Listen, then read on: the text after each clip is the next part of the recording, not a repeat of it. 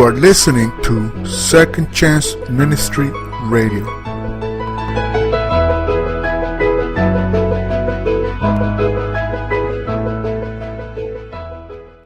The power of words. Words are free. It's how you use them that may cost you. Written by Reverend J. Martin. Narrated by Scott R. Smith. Introduction. Most people do not understand the power of their words. Words have the power to start wars or end relationships. They have the power to build trust, loyalty, and love. Where you are in your life right now has a lot to do with what you have been saying about yourself. Your words are like seeds. Seeds can turn into something real. Whether or not you realize it, you are continually building your future with the words you speak. For example, there is no point applying because I will never get the position. You have closed that door permanently in your future. When saying things like, I'm so lucky to have my health, I'm so grateful to have a job, I will fulfill my dreams, I'm coming out of debt, you are not just being positive, you are being thankful and predicting good things for your future. We will find that our life always moves toward our words. Too many people predict the opposite of what they want. I get no luck. I will never lose weight. There is always something to bring you down. Business is slow. I will probably lose my job. People who say these things don't realize it, but they are laying the wrong foundations. They are prophesizing defeat and then wondering why they are unhappy with their lives. They are welcoming bad luck, giving them an excuse to eat more, expecting to lose their jobs. Proverbs chapter 18, verse 21. The tongue has the power of life and death, and those who love it will eat its fruit. You are planting the seeds for your future when you talk. At some point, you will eat that fruit. My challenge is to make sure you are planting your favorite fruit. If you love blueberries, plant blueberry seeds. If you want blueberries, you wouldn't set apple seeds, pear seeds, or orange seeds. You cannot expect to speak negative all the time and live a positive, healthy life. You can't talk defeat and experience victory. You can't talk about everything going wrong and expect everything to go right. If you have poor words, then you will have a poor life. If your life is not going as expected, then plant some new seeds. Instead of speaking lack, speak abundance. God didn't make one piece of grass. He made trillions. Not one drop of water, but an entire ocean. Chapter 1. Right Seeds. God delivers me everything I need. Good things will come into my path. I provide an excellent service in the world and will never be without. I will live like Jesus, putting others before myself. These are the right seeds. If you sow these seeds, eventually you will eat the fruit of these words. God's favor, abundance, greater understanding. Instead of saying, I will never shake off this sickness, say, this illness didn't come to stay. It came to pass. I'm getting better and better every day. My future is blessed with good health. Sow seeds of health, increase, and abundance. No more, I will never get better. I will never fulfill my dreams. I will never has to come out of your vocabulary. Instead of speaking sickness, talk health. I hear people talk for years about their aches and pains, and they wonder why they are full of aches and pains. They go to the doctor and ask for something to numb the pain, but that is like mopping up the water from a leaking bucket instead of plugging the hole. If they change their words and ask the doctor, what is causing the aches and pains? A good doctor would say, a lack of exercise leads to the weakness and breakdown of muscles. Lack of water in your diet leads to stiffness and pain. Remember, there is power in your words.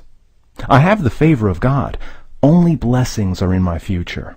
I will meet the people and opportunities to catapult me towards the life of my dreams. If you keep talking like this, you will reap a harvest of good things. James chapter 3, verse 10. Out of the same mouth come praise and cursing. My brothers and sisters, this should not be.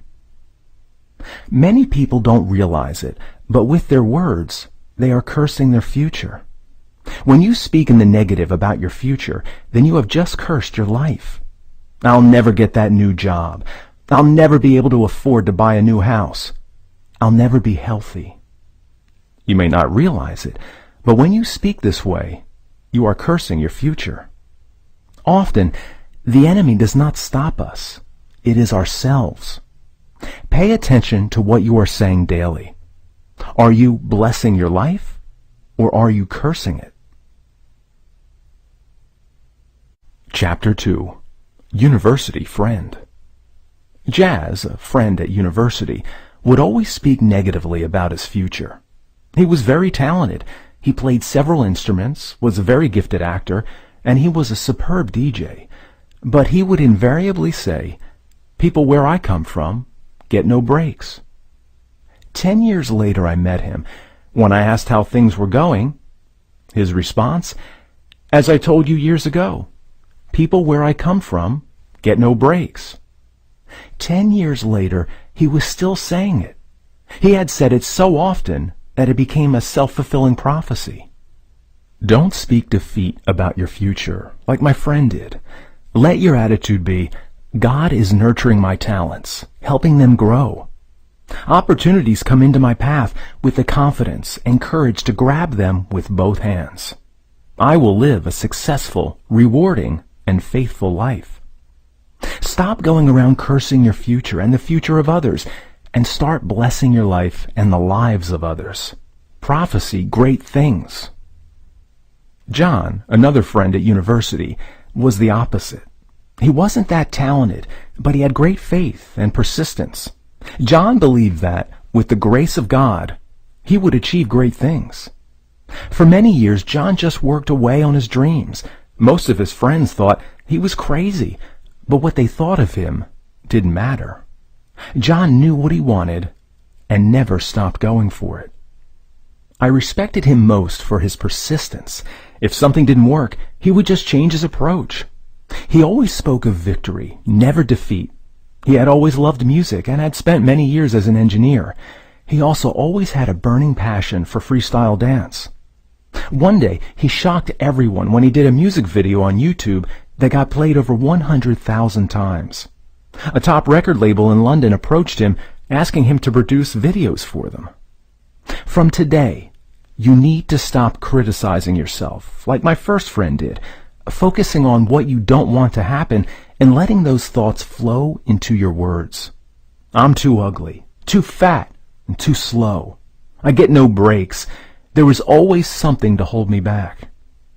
Instead, bless your life, speaking victory, even when defeat stares you in the face, knowing your destiny is full of great things. When you talk of success, then you will look at setbacks as learning experiences set in your path by God to develop your character. Chapter 3. Thoughts to Reality. This local farmer was very concerned about having a heart attack. His grandfather and a couple of his uncles had one around his age, which slowed them down, meaning they could no longer work on their farms. He started to say how he would have to slow down. He was only in his early 50s and was a bully of a man. In the summer months, working 18-hour days was normal for him. He was already getting his son to do most of the work. He was convinced that his heart would fail. I watched as this healthy man with the energy of a man half his age talked himself into a homebound state, being out of breath, even walking upstairs. It is good to use common sense and not push yourself to the limit, but if you go around speaking about it like this farmer, making plans for it, Most likely you will not be disappointed. You are preparing for its arrival. He was letting his negative thoughts flow into his words. I told him to stop saying he would have a heart attack. Instead, announce that he would live the rest of his life in good health. He would have the energy and passion for working on his farm well into his later years. Prophecy health. Prophecy a long, productive life. Your words will become your reality. Within a few months, he was back on the farm, back to full strength. To this day, I still see him putting up fences and cultivating his land. Chapter 4. Words of your mouth. Proverbs chapter 6, verse 2.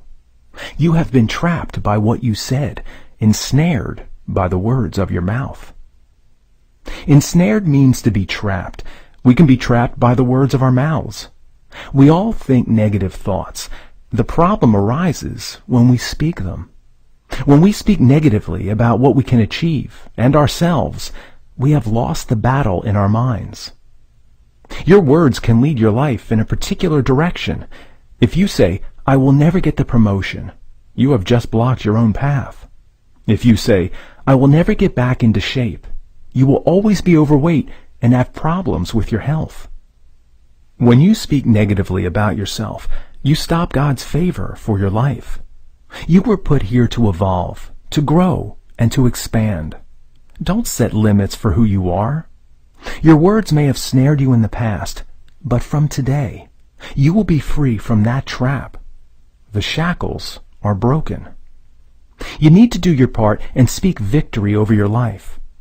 Take, I can't, I will never, I couldn't, out of your vocabulary, replacing them with, I can do all things through God. I will face my fears, knowing God is by my side. Speak words of abundance, faith, health, love, and happiness. Stop using your words to describe the situation. Learn to use your words to change the situation. Matthew chapter 6, verses 31 through 33. So do not worry, saying, what shall we eat? Or what shall we drink? Or what shall we wear? For the pagans run after all these things, and your heavenly Father knows you need them. But seek first his kingdom and his righteousness, and all these things will be given to you as well. As it says in Matthew chapter 6, do not worry, speaking in the negative. Seek first his kingdom, and all will be delivered to you. Too many of us concentrate on the negative, taking our minds off God, thinking we know best, letting what we fear hinder his favor. Jesus was saying, you may feel worried, but do not give life to the thoughts of worry by verbalizing them. Don't get trapped by your words. Don't let your words put limits on your life. Let your words come into line with what God wants for you: success, love, and happiness. Chapter 5. Essential Renovations. My local church needed essential renovations to include proper wheelchair access and a new roof. It was something that had to be done. We got quotes, the best of which was $1,750,000. We had seen a decrease of the weekly collection since the recession, so to raise that kind of money in a small community would take a lot of work. I could see no way we would raise the amount needed, but even though those thoughts were racing through my mind, I kept my mouth closed. I let no one else see or hear the worry I had within. I knew for the project to go ahead, I needed to speak words of, we can, we must, we could. It's one thing to think something is impossible, but don't give life to the thoughts through your words. When you do, they take on a whole new meaning, and they affect every ear that hears them. You might think the pain in your leg will never go away. You might believe you will never get the planning permission to build a new house, never get the loan to pay for a new car. Those thoughts will naturally flow through your mind like clouds across the sky. The problem arises when you give them life by speaking them. At our weekly meeting, everyone turned to me. They were all very discouraged and simply could not see a way, as on paper it seemed impossible. I told them, currently I see no way, but I know God has a way. God has not put this obstacle in our path without giving us the. We need to think, speak, and act as if the funds are already coming in. It may seem impossible on paper, but with God, all things are possible. I knew better than to curse my future, to ensnare others with words of defeat. I knew if I encouraged abundance, favor, and good breaks, then we would move towards it. When your back is up against the wall and you cannot see a way, it's easy to vent your frustration. Tell others how you've had the pain for months and months, how your son is nothing but trouble, how the people at work don't treat you right. When you always talk about the problems you face, not only will it frustrate you, stress and depress you, but you water that weed and give it more life. You are nurturing it, letting it become bigger. Learn to turn it around. Don't talk about the problem. Speak about the solution. Instead of saying, I have this big challenge, say, I serve a big God. No problem is too big for him. If he puts this before me, then he will give me the strength to overcome it. Instead of complaining about not getting the new job, looking at it as another disappointment, no. When God closes a door, it means he has something better lined up for you. When your friends say, I heard your neighbor did you wrong, say, yes, but I'm not worried. God is their judge, not me. He has promised me great things. I will not allow their negativity to take me down. I will realign my life with those who want good for me, those who want to take me to new levels, and I will not get caught up in the past. Two-face. There are always two voices battling in our minds for attention, the voice of faith and the voice of fear. You will hear a voice like I did. It's too much money. This community is small, and the recession has hit hard. There is simply no way. You will be tempted to worry, be stressed, and have sleepless nights. But if you quiet your mind, you will hear another voice, the voice of faith, telling you that God has a way. Favor is coming. Healing is coming. The voice of fear will list all the reasons you should stay in the same job, the same bad relationship. The voice of faith will tell you all the reasons you are the perfect person for the job. There are better relationships in your future, and that God is by your side every step of the way. Your best days are still in front of you. Life lesson. You get to choose which voice comes to life. The way you do this is through the words you speak. When you verbalize a thought, you are giving it the right to come to pass. If you go around saying the problem is too big, I'll never get well, you agree with the wrong voice. Get into agreement with God. The other voice may seem louder, but you can override it. You can take away all of its power by choosing the voice of faith. Maybe you have to attend an important meeting. One voice will tell you that it will not go smoothly. You have wasted your time. The other people will not like what you have to say. Another voice will say, God is by your side. You are intelligent. You are confident. And what you have to say is exactly what they want to hear. If you get up that morning and tell your partner, the meeting will not go well, they will not like me, or what I have to say, there is no point even going. Your words are trapping you in fear. How often do our words trap us? We say things like, I'm not intelligent, they won't like me, I'm too old to do that, and heart problems run in the family. We all do it occasionally. The problem arises when those words start to shape our destiny. Stand up strong and say, I will not give life to any thoughts that don't help me become a better person than I am today. I will not speak sickness, lack, defeat, or fear. Instead, I will choose the voice of faith. It says that I am strong, healthy, and victorious in every endeavor. A young man came to me one day with an idea to set up a donation page online. He got the idea from Breaking Bad, an American TV show. He continued to tell me that by getting our message out with social media, people with any connection to the area from all over the world could donate. We set up the page and raised the funds within 8 weeks.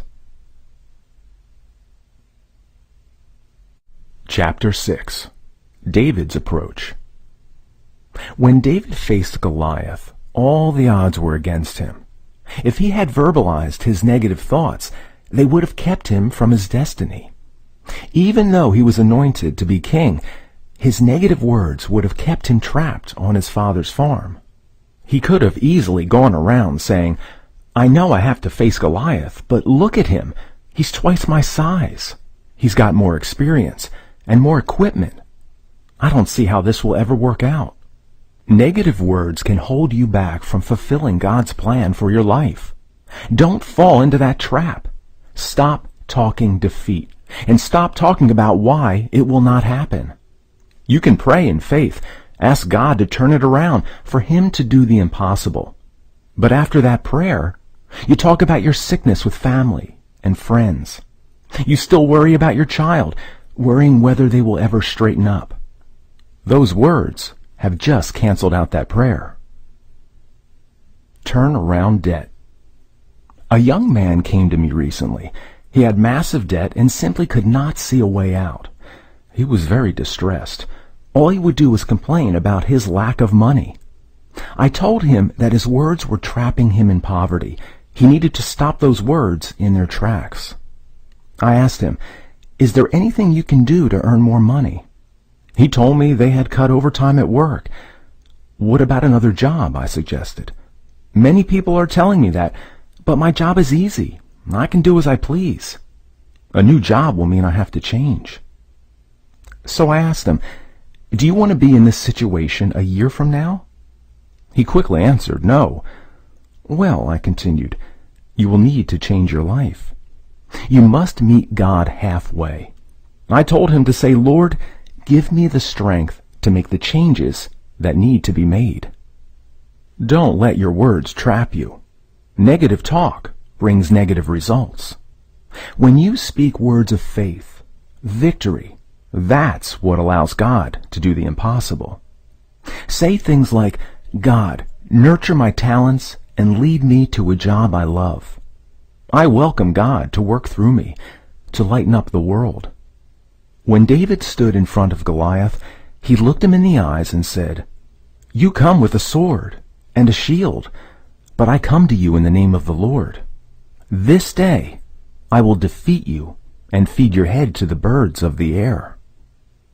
Notice, he was prophesizing victory. He might have felt fear, but he spoke faith. I'm sure as David walked out toward Goliath, he was saying, "God, give me the strength and skill to beat Goliath. God's armor is all the help I need." David then picked up a rock, put it in a slingshot, fired, and that rock brought Goliath tumbling down. When you face challenges in life, they can sometimes seem like giants. You have to do as David and say to that sickness, "You are no longer welcome. I will defeat you." A child might have been a problem for a long time, but know that it is only temporary. One day it will turn around. Keep strong in your faith, knowing your child will follow your example. Always speak victory and success over your life. Chapter 7. Saving a Life. I recently read a moving story about a young man called Jacob.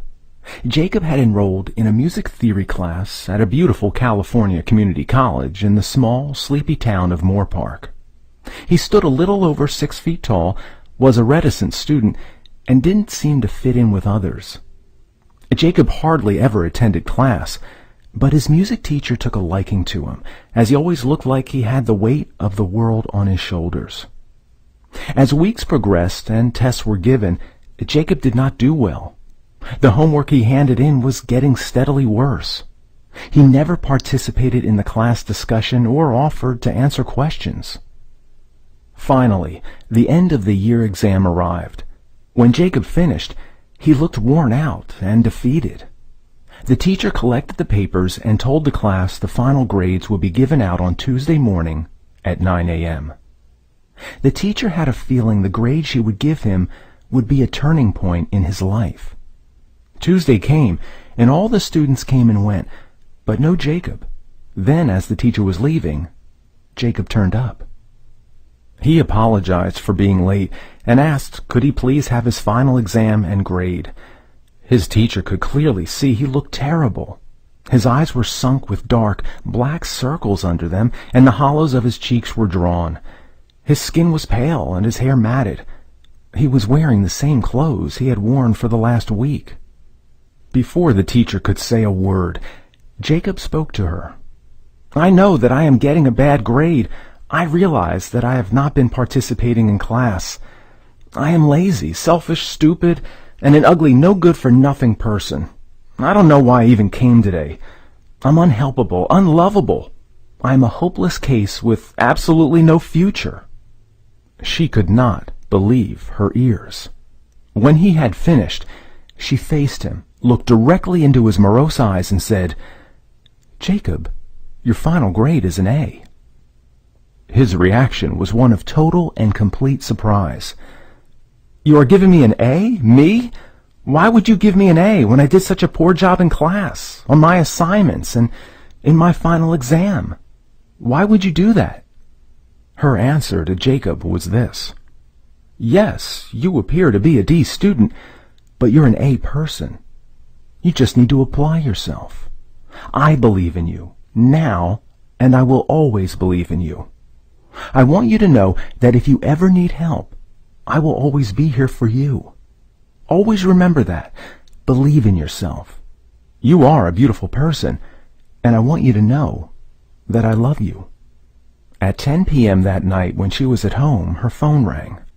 It was the priest from Jacob's church, thanking her for saving his life. He told her that Jacob's older brother had always teased and bullied him, and he was jealous of his good looks and 6-foot frame. His parents were always away on business, meaning Jacob's brother was his primary role model. The day Jacob went to collect his final grade, he had left a note on his bed. It read, "I am sorry that I could not be the kind of son and brother you wanted me to be. All I ever wanted was to be loved. I am sorry for being unlovable. I will go now. You will find me in the closet. I am sorry for any inconvenience I have caused." Jacob had written the note before his meeting with his teacher. His plan was to see his teacher one last time before taking his life, as she always made time for him. When she gave him an A and told him she loved and believed in him, that she would always be there, something changed within him. Those few words of encouragement gave him hope. He felt positive for the first time in his life. He felt so good. He took a long walk in surrounding hills, replaying the words in his head. Someone in his life had told him they loved him and would always be there for him. He forgot all about his plan to do away with himself. Meanwhile, his brother found the note, went to the closet in Jacob's room where they found a rope hanging from the rafters. Give others a word of hope. Your words have the power not only to change your life, but they can dramatically alter the lives of others. Know what you are saying. Teasing someone can seem funny, but be careful not to overstep the mark, as you never know what is going on in someone else's mind. Remember your power when you speak, for you have more influence than you think. Your words may be the encouragement someone desperately needs. Take the time each day to acknowledge those you meet and spend time with those who need it. You may be surprised by the difference you can make in someone's life.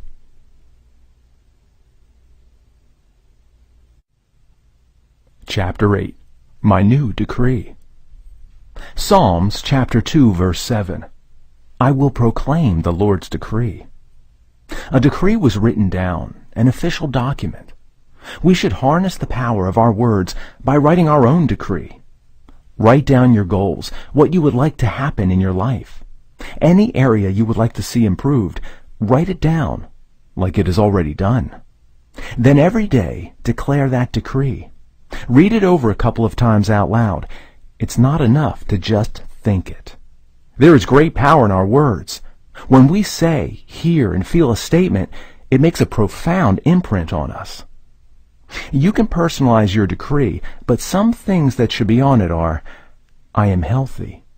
I am talented. I am confident. I work in a job I love. I am at peace, as I know God directs my life. Speak words like this each day, and after a short time, those seeds will grow. They will not just change your outlook, but you will grow into them. Your words have immense power. Your words create your reality. Your words have the energy to shape your life. People who regularly talk sickness are rarely healthy, and those that talk defeat are never victorious. You are setting the seeds for your future with the words you speak. Over time, your decree will grow to be part of your daily vocabulary. Before long, it will be normal for you to say things like, I'm talented, I'm confident, and God directs my life. Instead of being trapped by your words, you will be propelled by your words. James chapter 3, verse 2. Indeed, we all make many mistakes. For if we could control our tongues, we would be perfect and could also control ourselves in every other way. Your life is simply a reflection of the words you speak daily. Do you see abundance, blessings, and new growth? If not, be conscious of the words you speak. When you get your words going in the right direction, your life will follow. If you expect good breaks and speak words of love and understanding over your life and the lives of others, you will see significant changes. You will be healthier, happier, and have more energy. You will overcome every obstacle that stands in your way. You will become everything God has created you to be. Job chapter 22, verse 28. You will also decree a thing, and it will be established for you, and light will shine on your ways.